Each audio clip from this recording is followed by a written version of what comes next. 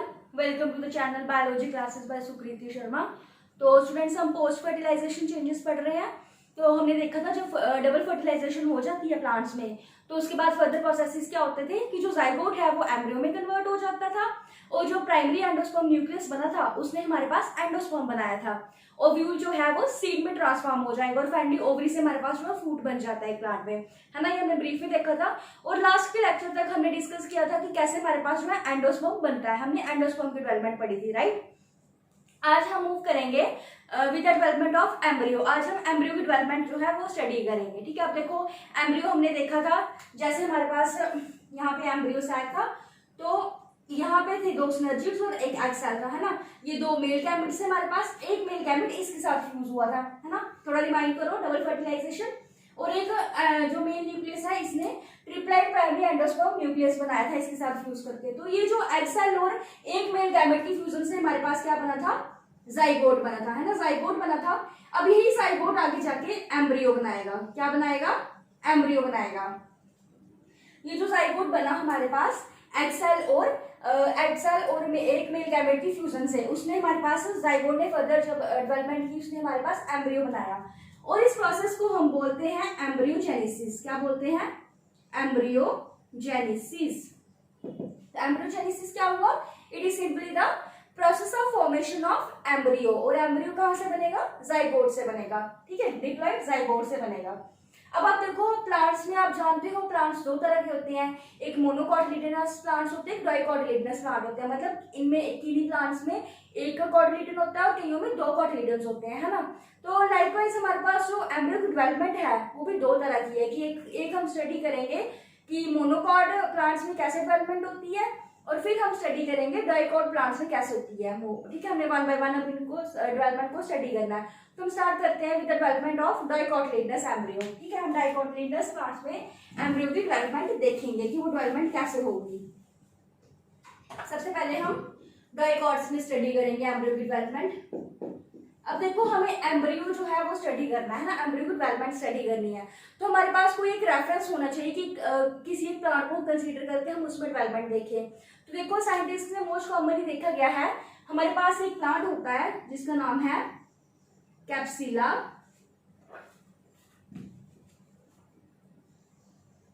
कैप्सिला bursa पेस्टोरिस। कैप्सिला bursa पेस्टोरिस ये हमारे पास एक डाइकॉटिलिडनस प्लांट है, ठीक है। क्या? कैप्सिला बर्सा पेस्टोरिस ये क्या है? डाइकॉटिलिडनस प्लांट है और इसमें जो मोस्ट कॉमनली एम्ब्रियो की डेवलपमेंट है वो साइंटिस्ट ने देखी थी, ठीक है। और ये था कि इसमें इसी प्लांट को क्यों रेफरेंस लिया, क्योंकि इसमें जो स्टडी की गई थी वो बिल्कुल इजी थी और इजी वे में एम्ब्रियो की डेवलपमेंट देखी गई थी, ठीक है। बिल्कुल इजी सा प्रोसेस था तो इसलिए मोस्ट रेफरेंस जो है इसका लेते हैं हम, कैप्सिला बर्सा पेस्टोरिस का, ठीक है। अब हम इसी में जो है एम्ब्रियो की डेवलपमेंट देखेंगे, ठीक है। अब देखो यहाँ पे हमारे पास एम्ब्रियो सैक होता है ना, यहाँ पे एम्ब्रियो सैक होता है, बाहर इसके न्यूक्लियस होता है और यहाँ पे आप देखो ये थी हमारे पास ओव्यूल की इंटेगुमेंट्स, इसी तरह से था ना हमारे पास ओव्यूल।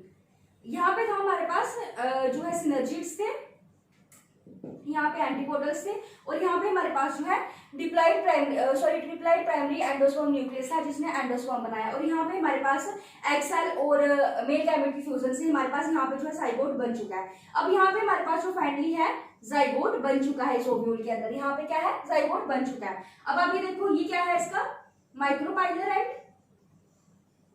और ये है चलाजाइड। You remember structure of ovule, है ना। तो जाइगोट जो है यहाँ पे बन चुका है। तो देखो ये जाइगोट ये सेल हमने उठाया, हम इसी को स्टडी करेंगे। ये है हमारे पास डिप्लॉइड जाइगोट। क्या है? डिप्लॉइड जाइगोट, ठीक है। अब ये डिप्लॉइड जाइगोट है, यहाँ पे ऊपर इसके होगा चलाजा और नीचे होगा माइक्रोपाइलैंड, है ना। इसी तरह से अगर हम इस एक सेल को उठा के यहाँ पे देखें तो ऊपर इसके यहाँ पे चलाजा एंड होगा और यहाँ पे होगा माइक्रोपाइलैंड, है ना। अब क्या होगा? इस डिप्लॉइड जाइगोट में हमारे पास जो है ट्रांसवर्स डिवीजन होती है। फिर से सुनो क्या होगा? इस डिप्लॉइड जाइगोट में हमारे पास ट्रांसवर्स डिवीजन होगी। सबसे पहले क्या होगा इसमें?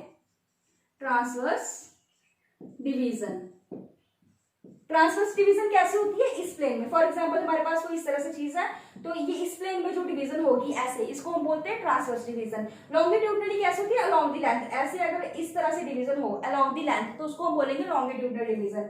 जो ट्रांसवर्स डिवीजन होती है वो अलोंग द प्लेन होती है, ठीक है।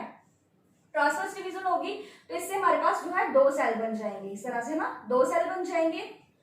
जो सेल माइक्रोपाइलैंड की तरफ बनेगा, माइक्रोपाइलैंड है ना, ये वाला है नीचे वाली साइड, इसको हम बोलते हैं बेसल सेल। क्या बोलेंगे, बेसल सेल। ये हो गया बेसल सेल। और जो ऊपर चिलासा की तरफ सेल बनेगा इसको हम बोलेंगे टर्मिनल सेल। क्या बोलेंगे, टर्मिनल सेल, ठीक है। देखो जाइगोट की ट्रांसवर्स डिवीजन हुई, मतलब अलोंग दी प्लेन ये डिवाइड हुआ इस तरह से, तो 2 सेल्स हमारे पास जो है बन चुके हैं। जो माइक्रोपाइलैंड की तरफ बना उसको हमने बोला बेसल सेल, जो चिलासा की तरफ बनेगा उसको हम बोलेंगे टर्मिनल सेल, ठीक है।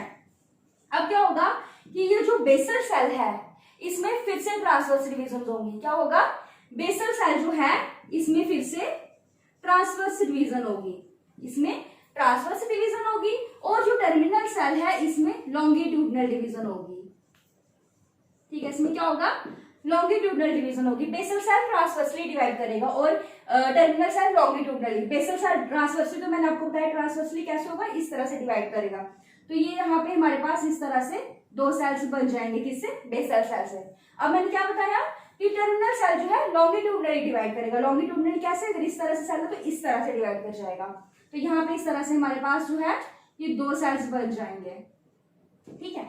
अब आप देखो ये समवॉट टी शेप्ड एम्ब्रियो बनता है हमारे पास, ठीक है। अगर हम इसको थोड़ा अच्छे से बनाए तो ये जो है देखा गया था टी शेप्ड एम्ब्रियो, इस तरह से लॉन्गिट्यूडनल सेल्स थे और ये थे इस तरह से सेल्स। तो ये somewhat T shaped pro embryo इसको हम बोलते हैं, टी शेप्ड प्रो एम्ब्रियो, ठीक है। यहां तक हमारे पास क्या बन गया, टी शेप्ड प्रो एम्ब्रियो, ठीक है। ये बने टर्मिनल सेल की डिवीजन से और ये दोनों बने हैं बेसल सेल की डिवीजन से, राइट। अब क्या होगा इसके बाद कि ये जो बेसल सेल है, ये बेसल सेल जो है यही डिवाइड करेंगे आगे ट्रांसवर्सली ही, और यहाँ पे 6 to 10 सेल्स की जो है कॉम्बिनेशन बनती है सेल्स की।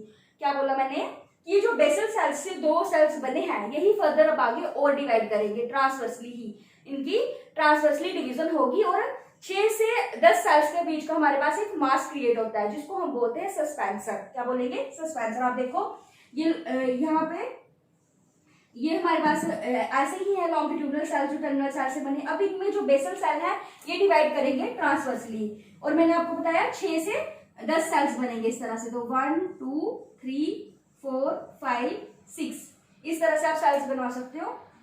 6 से 10 सेल्स के बीच में ये मास बनता है और इनको हम बोलते हैं सस्पेंसर। क्या बोलते हैं, सस्पेंसर। देखो सस्पेंसर ये वाला मास है, यहाँ से ये जो सेल्स हैं जो बेसल सेल्स डिवाइड करके बने, ठीक है। ऊपर वाले नहीं, ये जो नीचे वाले सेल्स हैं इनको हम बोलेंगे सस्पेंसर। जब ये बेसल सेल की डिवीजन से ट्रांसफर 6 से 10 सेल्स बन जाएंगे तब हम इनको बोलेंगे सस्पेंसर। ये हमारे पास अब सस्पेंसर बन चुके हैं, ठीक है। अब क्या होगा कि ये जो सबसे देखो आप सेल्स जो है बन रहे हैं इस तरह से। तो अब देखो सबसे ऊपर ये वाला सेल होगा ना, आउटर मोस्ट सेल आप बोल सकते हो। तो सबसे नीचे कौन सा है, ये सेल है। फिर से सुनो, देखो बेसल सेल ही डिवाइड कर रही है, दोनों सेल्स डिवाइड कर रहे हैं। तो ये सेल्स यहाँ पे डिवाइड कर रहे हैं इस तरह से। तो अब देखो सबसे पहले ये वाला सेल है ना, सबसे पहले ये सेल और ये सबसे बाद में ये वाला बना, तो आप इसको बोल सकते हो आउटर सेल और ये हो गया लोअर मोस्ट सेल, है ना।